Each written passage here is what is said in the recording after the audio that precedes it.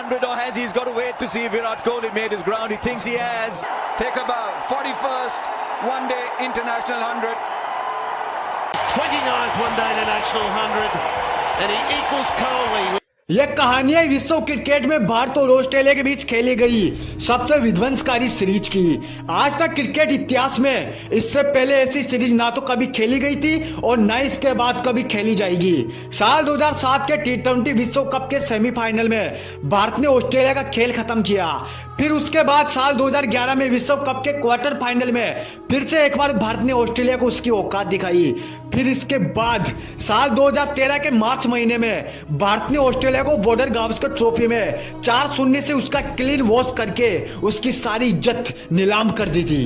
43 साल बाद ऑस्ट्रेलिया 4-0 से हारी है। 43 साल बाद ऑस्ट्रेलिया 4-0 से हारी है। 43 साल बाद ऑस्ट्रेलिया। कंगारू भारत के हाथों से मिली इतनी बड़ी हार को देखकर भौखला गए थे। उनके ही घर में उसकी सारी इज्जत, उसकी सारी शोहरत, उसका सारा मान सम्मान नीलाम हो चुका था।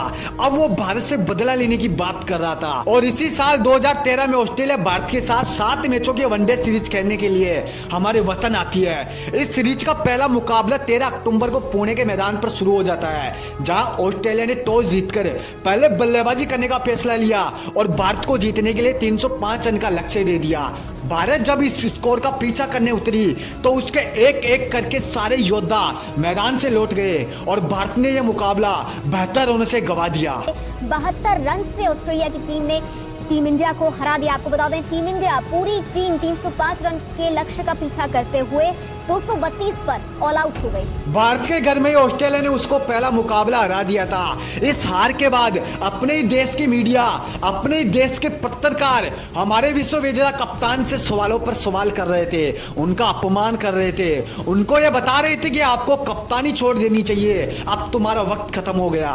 उधर दूसरी तरफ ऑस्ट्रेलिया ये पहला मुकाबला जीतकर अपने आप को सिकंदर समझ रहा था। उसने भारत से अपना बदला लेने का पहला कदम बढ़ा दिया था।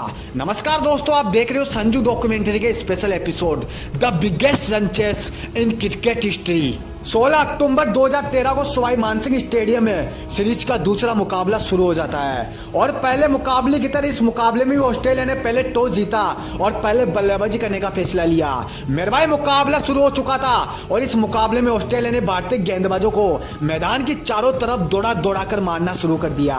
इस तरीके से मारा कि इतना बुरा तो आज तक भारत इतिहास में भी नहीं पिटा था। एरॉन फिंच, फिलिप ह्यूज, कप्तान जॉर्ज बेली, ऑस्ट्रेलिया के सभी खूंखार बल्लेबाजों ने मिलकर भारतीय गेंदबाजों को इस मैच में धो डाला।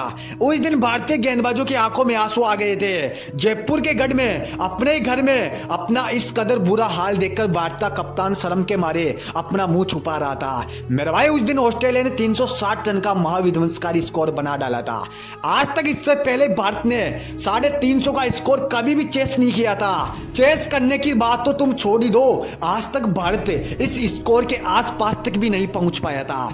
भारत इससे पहले अपनी बल्लेबाजी शुरू करता, उससे पहले ही उन्होंने अपने हथियार त्याग दिए थे। सभी के चेहरे मायूस थे।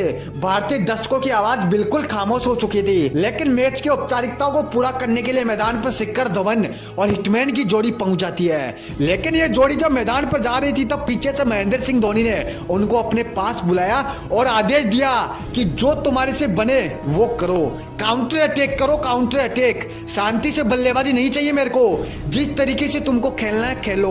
आज मेरे को हर हालत में जीत चाहिए। अपने कप्तान का आदेश मानकर दोनों बल्लेबाज मैदान पर उतर गए। लेकिन ऑस्ट्रेलिया की खतरनाक आक्रमण के कारण दोनों ने धीरे धीरे बल्लेबाजी करना ही सही समझा। दोनों बल्लेबाज सदी हुई बल्लेबाजी कर रहे थे। 20 ओवर आते आते रोहित शर्मा और शिखर धवन ने अपनी अपनी हाफ सेंचुरी पूरी कर ली और अपने वतन को 128 रनों तक पहुंचा दिया। उस दिन ऑस्ट्रेलिया के खेमे से कई बड़े से बड़े गेंदबाज निकल कर आए, पर किसी भी गेंदबाज में इतनी हिम्मत नहीं हुई कि दोनों बल्लेबाजों के स्टंप को भी छू सके। देखते ही देखते दोनों बल्लेबाजों ने 176 रन की साझेदारी करके ऑस्ट्रेलिया के खेमे में हड़कंप मचा दिया। 27वें ओवर की पहली गेंद पर शिखर धवन आउट हो गए, लेकिन उससे पहले उन्होंने 86 गेंदों में 95 रन बनाकर ऑस्ट्रेलिया की गेंदबाजों को सदमे में पहुंचा दिया। शिखर धवन ने अपना 5 रनों से शतक मिस कर दिया, लेकिन फिर भी मुस्कुराते हुए मैदान से लौटना मेरे दोस्त, ये हर किसी की बस की बात थोड़ी है। मैदान पर सिक्कर का ये लम्हा, ये मुस्कुराता हुआ चेहरा अद्भुत दिख रहा था। नंबर 3 पर बल्लेबाजी करने के लिए विश्व क्रिकेट के किंग विराट पहुंच जाते हैं। पहले 2 ओवरों तक तो विराट शांति से बल्लेबाजी करते रहे, ऑस्ट्रेलिया के सभी गेंदबाजों को निहारते रहे, लेकिन उसके बाद जो हुआ उसको संपूर्ण विश्व ने देखा। विराट अपने रौद्र रूप में आ चुके थे, एक तरफ से हिटमैन तो दूसरी तरफ से किंग विराट। अब ऑस्ट्रेलिया के गेंदबाजों को बचाए तो बचाए कौन? उस दिन ऑस्ट्रेलिया के कप्तान ने अपने सभी गेंदबाजों को लगाया, सभी अस्त्र शस्त्र आजमाए, लेकिन उसका कोई भी हथियार काम नहीं आया। 37वें ओवर में 102 गेंदों पर रोहित शर्मा ने अपना शतक पूरा करके विश्व क्रिकेट में तहलका मचा दिया। अब भारत को जीतने के लिए मात्र 40 रन की जरूरत थी, लेकिन हिंदुस्तान के फैंस को जीतने की उम्मीद नहीं बल्कि विराट के शतक का इंतजार था। फिर आखिरकार विराट कोहली ने 52 गेंदों में शतक ठोककर क्रिकेट इतिहास में भारतीय बल्लेबाजों की तरफ से सबसे तेज सेंचुरी का रिकॉर्ड अपने नाम कर डाला।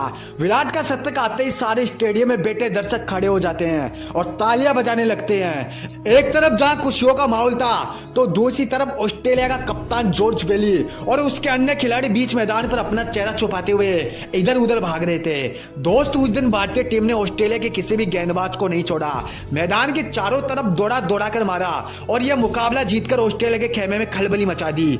दोस्त, उस दिन भारत की त्रिमूर्तियों के प्रहार से पूरा ऑस्ट्रेलिया दहल गया था।